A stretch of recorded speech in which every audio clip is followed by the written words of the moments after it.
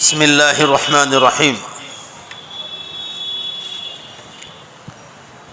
بیان چل رہا ہے کہ بیماری، مصیبتیں، یہ سب اللہ کی طرف سے امتحان ہیں جو آدمی کے گناہوں کا کفارہ بن جاتا ہے۔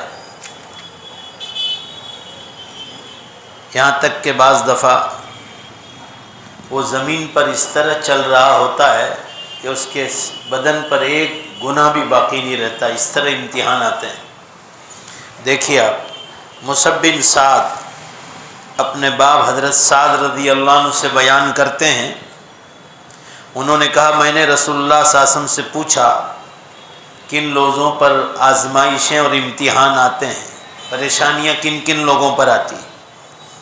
آپ صلی اللہ علیہ وسلم نے فرمایا پہلے نبیوں پر، ان کے بعد نیکی میں جو سب سے آگے ہیں ان پر۔ ہر آدمی کو اس کے دین کے مطابق اللہ آزماتے ہیں۔ اگر کوئی دین کے معاملے میں زیادہ مضبوط ہے تو اس پر ابتلا، امتحان، پریشانیاں زیادہ ہوتی ہیں، اور اگر دین میں کمزوری ہے تو اسی کے مطابق ہلکی آزمائش آتی ہے۔ آدمی پر، مرد ہو یا عورت، آزمائشوں اور امتحان کا سلسلہ جاری رہتا ہے۔ دھیان سے سنیے حدیث کو، یہاں تک کہ وہ زمین پر اس حال میں چل رہا ہوتا ہے کہ اس پر کوئی بھی گناہ باقی نہیں ہوتا۔ لہذا جو پریشانی آتی ہے، بیماریاں آتی ہے، حالات آتے ہیں، ٹینشنز آتے ہیں، کبھی کبھی جتنا زیادہ آتا ہے اتنا ہی زیادہ گناہ معاف ہوتے ہیں۔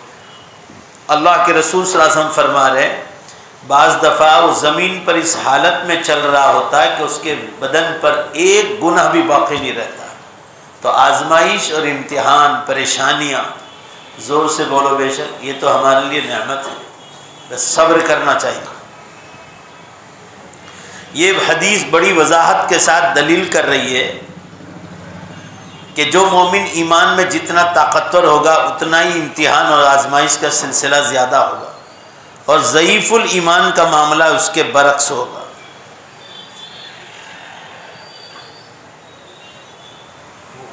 دوائی ہے، کوئی عورت باہر کھڑی ہے، عورت، یہ وہ دوائی دینے کی ہے۔ جی السلام علیکم، آپ گلی میں آ جاؤ، گلی میں ادھر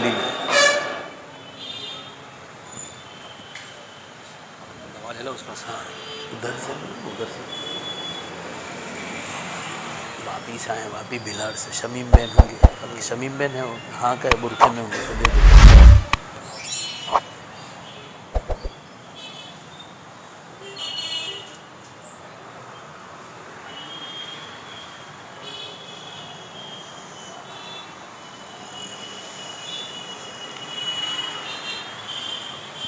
اس سے معلوم ہوا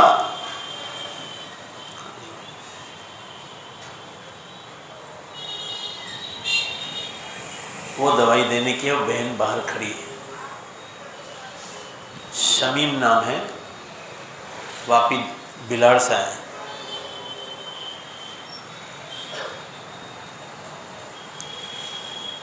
جتنی زیادہ پریشانی آتی ہے اتنا ہی زیادہ گناہ معاف ہوتے ہیں، اور ایمان کا جتنا کمزور ہوگا اتنا امتحان کم ہوگا۔ آگے سنیے، یہ بات میں ان کمزور عقل والوں کے لیے رد ہے جو مصیبت نکال دینا، کہیں سے برطرف کر دینا، جیسی امتحان میں مبتلا مومن کو اللہ تعالیٰ کیا ناپسندہ کر۔ بھائی جس پر کوئی مصیبت آئی، کوئی جیل میں گیا، تو لوگ یوں سمجھتے ہیں کہ اللہ تعالیٰ اس سے ناراض ہے۔ یہ ناراضگی کی علامت نہیں، اللہ تعالیٰ اس سے راضی ہے، اس لیے اس پر امتحان بھیجا ہے۔ یہ خیال باطل اور مردود ہے، یعنی یہ خیال بالکل بیکار ہے کہ جس کو پریشانی میں دیکھو اس کو آپ یہ سمجھو کہ اللہ اس سے ناراض ہے، یہ غلط بات ہے۔ اللہ راضی ہونے کی نشانی۔ غور کرو، رسول اللہ صلی اللہ علیہ وسلم تمام انسانوں میں اور نبیوں میں افضل ہے، لیکن پچھلے نبیوں کی بنسبت آپ کو اللہ نے زیادہ آزمایا۔ بھائی آزمانی معلوم ہوا کہ کسی بندے پر امتحان میں مغلوب ہو جانا، زیادہ ہونا، یہ اچھائی کی دلیل ہے، نہ کہ برائی۔ آگے حدیث آ رہی، حضرت جابر بن عبداللہ رضی اللہ عنہ سے روایت ہے نبی کریم صلی اللہ علیہ وسلم نے ارشاد فرمایا، امتحان جس پر پریشانی آتی ہے ان لوگوں کے ثواب کو دیکھ کر تندرست لوگ قیامت والے دن یہ تمنا کریں گے کاش کہ ان کے چمڑے اور جبڑے قینچیوں سے کاٹ دیے جاتے۔ دنیا میں جن لوگوں پر پریشانی آتی ہے، جو لوگوں پر پریشانیاں نہیں آئی اور ہمیشہ دنیا میں راحت ہی راحت میں رہے، قیامت کے دن جن لوگوں پر پریشانیاں نہیں آئی، ان لوگوں کو جن پر دنیا میں پریشانی آئی تھی، ان کا مقام جنت میں دیکھ کر وہ تمنا کریں گے کاش کہ ہمارے چمڑے لوگ قینچیوں سے کاٹ ڈالتے، ہماری زبانیں کاٹ ڈالتے، تو بھی جنت کا یہ مقام حاصل کرنے کے لیے ہم برداشت کرتے۔ اب بتاؤ، سب مل کر زور سے بولو، امتحان اور پریکشا، مصیبتیں انسان کے لیے راحت ہے کہ مصیبت ہے؟ زور سے بولو، راحت ہے۔ تو مصیبت والوں کا مقام جنت میں بہت اونچا ہوگا، اس لیے غریبوں کے لیے اس میں بہت بڑی خوشخبریاں۔ بعض حدیثوں میں ہے کہ 500 برس پہلے جائیں گے جنت میں غریب لوگ، اور صحیح حدیث میں آپ صلی اللہ علیہ وسلم کی ہدایت کی روشنی میں اللہ تعالیٰ سے تندرست اور عافیت کا سوال ضرور کرنا چاہے کہ اللہ مصیبتوں سے حفاظت فرما، لیکن اس کے باوجود اگر کوئی پریشانی ہو جائے تو اسے اللہ تعالیٰ کا فیصلہ سمجھ کر رضامند رہنا چاہیے اور صبر کا اظہار کرنا چاہیے، اور بغیر کسی عذر کے دوسروں کے سامنے بیان بھی نہیں کرنا چاہیے کہ میں فلاں تکلیف میں ہوں۔ آگے کی حدیث آ رہی، آج وقت بہت کم ہے، 10 بجے کا، اس لیے دعوت میں بھی جانا ہے، 10 بجے کرفیو لگ جاتا ہے، اس لیے حدیثیں پڑھتے نہیں، صرف ترجمہ اور مطلب بیان کرتے ہیں۔ حضرت ارباز بن ساریہ رضی اللہ تعالیٰ عنہ سے مروی ہے، نبی اکرم صلی اللہ علیہ وسلم نے ارشاد فرمایا، اللہ تعالیٰ نے فرمایا جب میں اپنے بندے کی کسی آنکھ کو لے لیتا ہوں، کسی کی آنکھ کی روشنی لے لیتا ہے، بچپن سے نابینا پیدا کیا یا آنکھ دی تھی آنکھیں لے لی، کوئی پریشانی آ گئی، ایکسیڈنٹ ہوا، اللہ نہ کرے، جب وہ اس کا حریص بھی ہو تو میں اس آزمائش کے بدلے اس کو بطور ثواب کے جنت سے راضی کر لوں گا۔ یعنی جس کی آنکھیں لے لی، اللہ تعالیٰ شان اس آنکھوں کے بدلے میں اس کو جنت الفردوس عطا فرمائے، بشرطے کہ وہ اس مصیبت میں میری تعریف کرے کہ اللہ نے مجھے جس حالت میں رکھا ہے میں اس پر راضی ہوں۔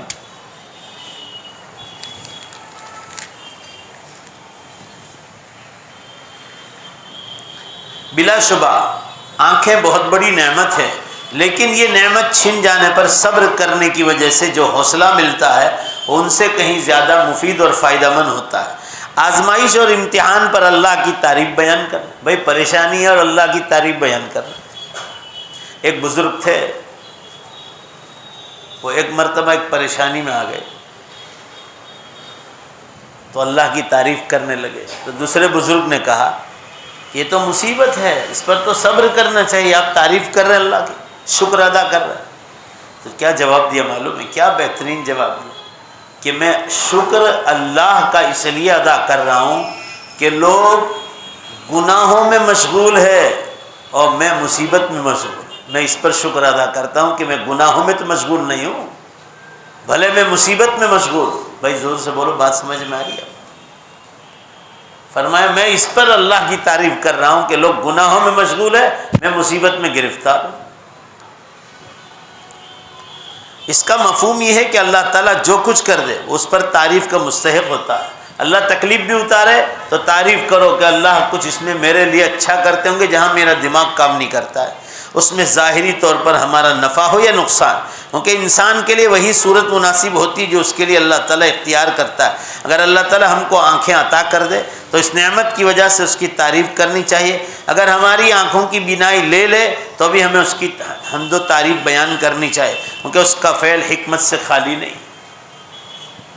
جیسا کہ کہا جاتا ہے فعل الحکیم لا یخلو عن الحکمہ، کہ حکیم کا فعل حکمت سے خالی نہیں ہوتا۔ حضرت ابو موسیٰ رضی اللہ عنہ بیان کرتے ہیں رسول اللہ صلی اللہ علیہ وسلم نے فرمایا جب بندے کا بچہ فوت ہو جاتا ہے، یعنی کسی کے بچے کا انتقال ہو جائے، تو اللہ تعالیٰ فرشتوں سے پوچھتا ہے آیا تم نے میرے بندے کے بچے کی روح قبض کر لی؟ یعنی میرے بندے کو میں نے بیٹا دیا تھا، بیٹی دی تھی، آپ نے بچپن میں اٹھا لی؟ وہ کہتے ہیں جی ہاں۔ اللہ تعالیٰ پھر پوچھتے ہیں تم اس نے اس کے دل کا پھل واپس لے لیا؟ وہ کہتے ہیں جی ہاں۔ تو اللہ تعالیٰ فرماتے ہیں میرے بندے نے کیا کہا؟ وہ بتلاتے ہیں فرشتے کہ اس نے تیری تعریف بیان کی اور انا للہ و انا الیہ راجعون پڑھا۔ بس اللہ تعالیٰ فرما رہے میرے بندے کے لیے جنت میں گھر بنا دو اور اس گھر کا نام بیت الحمد رکھو، تعریف کا گھر۔ کسی کے بچہ اٹھا لے اللہ، فرشتے آتے ہیں، حکم ہوتا ہے اللہ کا، بچوں کو بھی اٹھا لیتے ہیں۔ تو اللہ تعالیٰ پوچھتے ہیں کہ میرے بندے کا دل کا پھل توڑ دیا تم نے، بچہ تھا وہ، کہ اللہ آپ کا حکم تھا۔ کہ میرے بندے نے کیا کہا؟ کہ انا للہ و انا الیہ راجعون پڑھا اور آپ کی تعریف بیان کی۔ تو فرمایا جنت میں اس کے لیے بیت الحمد بنا دو، ایک مکان بناؤ، اس کا نام بیت الحمد رکھا، تعریف کا گھر، اور جنت میں اس کے لیے ایک مکان تیار کرو۔ اس حدیث سے معلوم ہوا کہ اولاد اور قریبی رشتہ داروں کی وفات پر صبر کا دامن تھام کر الحمدللہ اور انا للہ و انا الیہ راجعون پڑھنا چاہیے۔ آگے دیکھیے آپ، عجیب حدیث آ رہی۔ عطا بن رباح رضی اللہ عنہ مرسلاً روایت کرتے ہیں کہ نبی اکرم صلی اللہ علیہ وسلم نے ارشاد فرمایا کہ جب کوئی آدمی مصیبت میں مبتلا ہو تو میری وفات والی مصیبت کو یاد کر کے اپنی مصیبت کا غم ہلکا کر دے۔ آپ صلی اللہ علیہ وسلم کیا فرمایا؟ جب تم پر کوئی مصیبت آئے تو میری دنیا سے جو وفات ہوئی، میرا انتقال، یہ امت کے لیے سب سے بڑا صدمہ ہے۔ بھائی زور سے بولو، امت کے لیے سب سے بڑا صدمہ کیا ہے؟ آپ صلی اللہ علیہ وسلم کی وفات۔ تو فرمایا میری وفات کو یاد کرو کہ نبی صلی اللہ علیہ وسلم دنیا سے چلے گئے، امت کے لیے سب سے بڑا غم کا معاملہ ہے، تو تمہارا غم ہلکا ہو جائے گا میرے اس غم کو یاد کر کہ نبی صلی اللہ علیہ وسلم دنیا سے چلے گئے، تو یہ غم تو کوئی چیز نہیں، کیونکہ میری امت کے حق میں سب سے بڑی مصیبت میری جدائی ہے کہ میں دنیا سے امت کو چھوڑ کر چلا گیا ہوں۔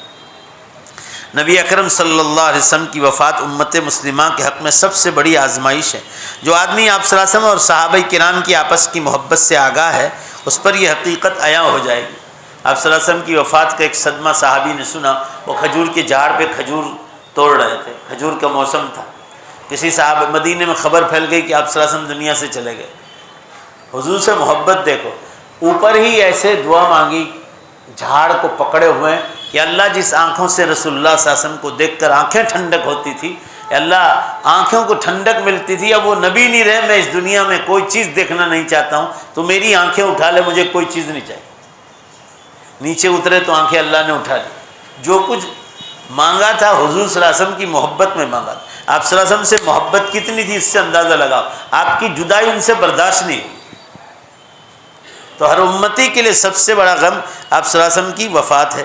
سیدہ فاطمہ رضی اللہ تعالیٰ نے اس وقت کہا تھا آپ صلی اللہ علیہ وسلم کے انتقال پر، کیا کہا تھا؟ دیکھو آپ، صبت علی المصائب لو انہا صبت علی الایام سرن لیالیا، مجھ پر اتنی مصیبتیں ٹوٹی ہے، حضرت فاطمہ فرماتی اپنے باپ رسول اللہ صلی اللہ علیہ وسلم کے بارے میں کہ اگر یہ مصیبتیں دن کے اجالوں پر پڑتی تو راتوں کی تاریکیوں میں بدل جاتی۔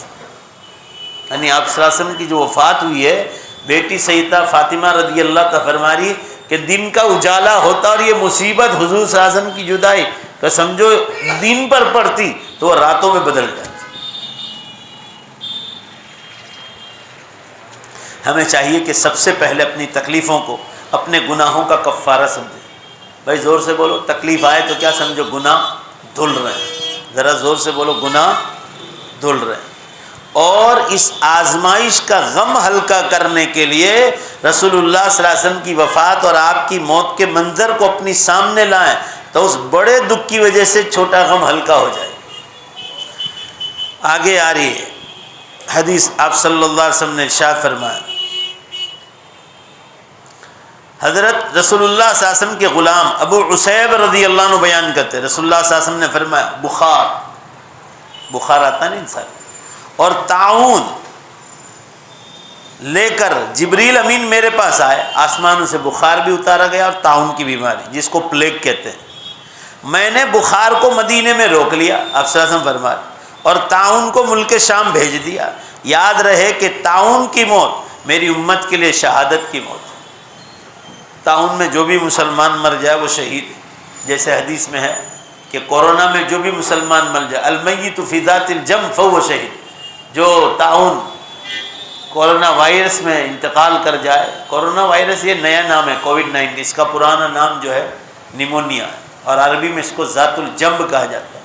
فرمایا اس میں جس کا بھی انتقال وہ شہید ہے، نبیوں کے بعد سب سے اونچا درجہ. ایسے طاعون میں مرنے والا شہید، اور اگر یہی پلیگ میں کافر مر جائے تو اس کے لیے عذاب ہے. طاعون کی بیماری اور کورونا میں مرنے والا مسلمان حکماً تو شہید ہوگا، لیکن اس کے کفن دفن کا احکام اور حکم عام میت کی طرح ہوں گے. اس کو غسل بھی دیا جائے گا، کفن بھی پہنایا جائے گا. اور وہ جو شہید اللہ کے راستے میں مرتا ہے اس کو تو اسی حالت میں خون میں لت پت اسی قبروں میں ہی دفنا دیا جائے، اس کا مرتبہ اور زیادہ ہے. حضرت مطلب بیان کرتے ہیں کہ جب عثمان بن مظعون رضی اللہ عنہ فوت ہو گئے تو دفن سے فارغ ہونے کے بعد نبی اکرم صلی اللہ علیہ وسلم نے ایک آدمی کو ایک پتھر لانے کا حکم دیا. حضرت عثمان بن مظعون کا انتقال ہو تو آپ صلی اللہ علیہ وسلم نے ایک آدمی کو ایک پتھر لے آؤ، لیکن وہ اٹھا نہیں سکے. یہ دیکھ کر آپ صلی اللہ علیہ وسلم خود اٹھے، اپنے بازوؤں سے کپڑا ہٹایا، آپ جو ابا پہنتے تھے نا وہ کپڑا ہٹا دیا. صحابی رسول کہتے ہیں کہ گویا کہ میں اب بھی آپ کے یہ بازوؤں کی سفیدی دیکھ رہا. آپ صلی اللہ علیہ وسلم نے پتھر اٹھایا اور ہاتھ ایسے اٹھے تو آپ کے بازو کے جو سفیدی تھی وہ نظر آنے لگی. آپ صلی اللہ علیہ وسلم نے وہ پتھر اٹھا لیا اور قبر کی سر والی جانب پر رکھ دیا، قبر کے پاس پتھر رکھ دیا، اور فرمایا یہ پتھر میرے بھائی کی قبر کی علامت ہے، یعنی یاد رکھنے کی نشانی. میں اپنے خاندان کے افراد کو اس کے ساتھ دفن کروں گا. اب صلی اللہ علیہ وسلم نے قبر پر لکھنے سے منع فرمایا، مکروہ بتلایا. لوگ تختیاں لگاتے ہیں تو کہا کہ ایشانی کے طور پر کوئی پتھر رکھ دو. میں نے کویت میں دیکھا کہ وہاں قبروں پر یہ جو ایسی ہے نا ایسی ڈنڈی لگا دیتے ہیں، اور پتھر اتنا چھوٹا پتھر ہوتا ہے، اس پر لکھا رہتا ہے 1 10 2 11 3 12. تو قبرستان والے آپ کو نمبر دے دیتے ہیں اور نمبر لائن نمبر یہ لکھا کہ یہ لائن میں آپ کی قبر یہاں، نشانی کے طور پر. لوگ جو لقب لکھتے ہیں کہ مرحوم ایسے تھے ایسے تھے ایسے تھے، یہ سب اللہ کو پسند نہیں. جانے والا تو قبر میں چلا گیا. یہ حضرت تھانوی رحمۃ اللہ علیہ بھی اس کے بہت خلاف تھے. حضرت تھانوی رحمۃ اللہ علیہ اس صدی کے بہت بڑے اولیاء اللہ میں تھے. ان کی مزار پر بھی صرف پتھر ہی رکھا ہوا. سب بزرگوں کی مزارت پتھر ہی رکھے، نشان رکھے، آدمی راز یاد رکھے. لہٰذا قبروں پہ لکھنا مکروہ ہے. چلیے، معلوم ہوا کہ پتھر وغیرہ کے ذریعے قبر پر کوئی نشان لگائی جا سکتی، لیکن قبر پر لکھا نہیں جا سکتا ہے، کیونکہ آپ صلی اللہ علیہ وسلم نے لکھنے سے منع کیا ہے. عبداللہ بن محمد دوسری حدیث بیان کرتے ہیں، وہ اپنے والد سے مرسلن روایت کرتے ہیں کہ آپ صلی اللہ علیہ وسلم نے اپنے بیٹے ابراہیم کی قبر پر پانی چھڑکا. قبر پر پانی چھڑکنا سنت ہے، اور آپ صلی اللہ علیہ وسلم نے اپنے بیٹے ابراہیم کی قبر پر خود ہی پانی چھڑکا. اس سے معلوم ہوا کہ ہمیں خود ہی کرنا چاہیے، آپ صلی اللہ علیہ وسلم کی سنت ہے. ام مبشر رضی اللہ عنہ بیان کرتی ہے، 5 منٹ باقی. رسول اللہ صلی اللہ علیہ وسلم میرے پاس آئے، میں بنو نجار کے کسی باغ میں تھی. یہ ام مبشر ایک عورت ہے صحابیہ، وہ فرماتی ہے میں بنو نجار کے ایک باغ میں تھی. وہاں جاہلیت کے زمانے میں مرنے والوں کی چند قبریں تھیں. انہیں جو عذاب ہو رہا تھا وہ آپ صلی اللہ علیہ وسلم کو سنائی دیا. اللہ نے سنایا آپ کو. تو آپ صلی اللہ علیہ وسلم وہاں سے یہ فرماتے ہوئے نکلے کہ قبر کے عذاب سے اللہ تعالیٰ کی پناہ مانگا کرو کہ اللہ قبر کے عذاب سے بچائے. میں نے کہا اللہ کے رسول، آیا ان کو قبر میں عذاب ہو رہا ہے؟ آپ صلی اللہ علیہ وسلم نے فرمایا جی ہاں، ایسا عذاب ہو رہا ہے جسے جانور بھی سنتے ہیں، جانور کو پتہ چلتا ہے. بعض حدیثوں میں ہے کہ اگر میں اللہ تعالیٰ سے درخواست کروں تو اللہ تعالیٰ انسانوں کو بھی سنا دے قبر کا عذاب، مگر کیا فائدہ ہے؟ حدیث کے الفاظ ہے کہ اگر میں تمہیں قبر والوں کا عذاب بتلا دوں تو تم مردوں کو دفن کرنا چھوڑ دو. تو یہ تو اللہ کی رحمت ہے کہ اللہ تعالیٰ قبر کا عذاب انسان اور جنات کے سوا سارے لوگوں کو بتلاتے ہیں. آپ صلی اللہ علیہ وسلم کو کیوں بتلایا گیا؟ آپ نبی تھے، آپ کا معجزہ تھا. یہ نبی کے سوا کسی کو پتہ نہیں چلتا. کوئی اولیاء اللہ بھی یہ کہے کہ مجھے پتہ چلتا ہے، مانا نہیں جائے گا. یہ معجزتاً ہے. حضرت انس رضی اللہ عنہ کی روایت آگے آ رہی، رسول اللہ صلی اللہ علیہ وسلم بنو نجار کے کھجوروں کے پاس سے گزرے. آپ صلی اللہ علیہ وسلم نے کچھ آوازیں سنی اور پوچھا یہ کیا ہے؟ صحابہ کرام نے جواب دیا کہ آدمی کی قبر ہے جو جاہلیت میں مرا تھا، ایمان اسلام سے پہلے مرا تھا۔ آپ صلی اللہ علیہ وسلم نے فرمایا اگر یہ ڈر نہ ہوتا کہ تم لوگ مردوں کو دفن نہیں کرو گے تو میں اللہ تعالیٰ سے دعا کرتا کہ قبر کی عذاب آپ کو سنا دے، اور تو اس تمہیں سنا دیتا۔ حضرت جابر رضی اللہ عنہ بیان کرتے رسول اللہ صلی اللہ علیہ وسلم نے بنو نجار کے ایک باغ میں داخل ہوئے اور جاہلیت میں مرنے والے بنو نجار کے آدمیوں کی آوازیں سنی۔ آپ صلی اللہ علیہ وسلم وہاں سے ڈرتے وہ پریشان ہو کر نکلے اور اپنے صحابہ کو حکم دیا کہ قبر کے عذاب سے پناہ مانگا کرو۔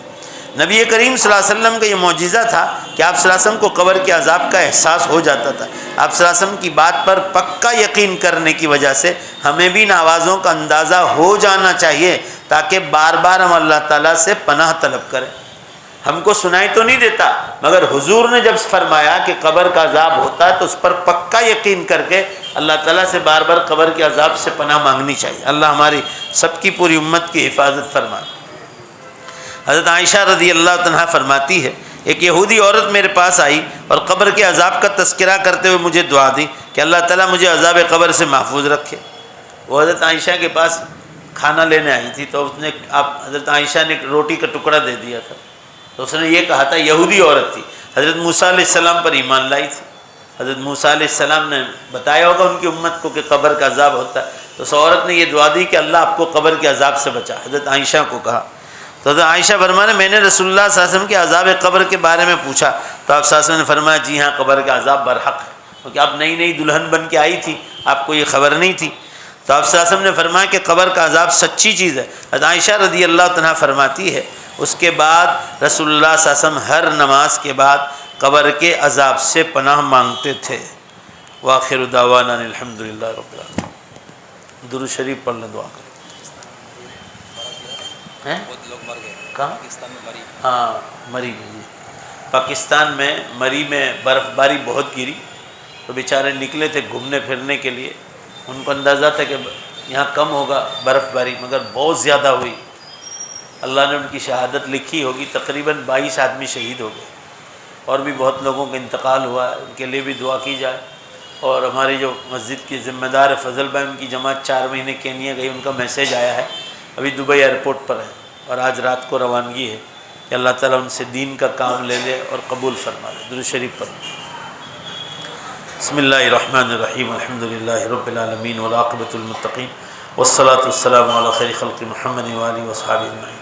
اے اللہ ہم سب کی مغفرت فرما، ہمارے مرحومین کی مغفرت فرما، ہمارے ماں باپ، بھائی بہن، ماموں، چچا، خالو، خالہ، ممانیاں، خالائیں، خالو، رشتہ دار، اولادیں، جتنے لوگ دنیا سے چلے گئے، پوری امت اسلام کی مغفرت فرما۔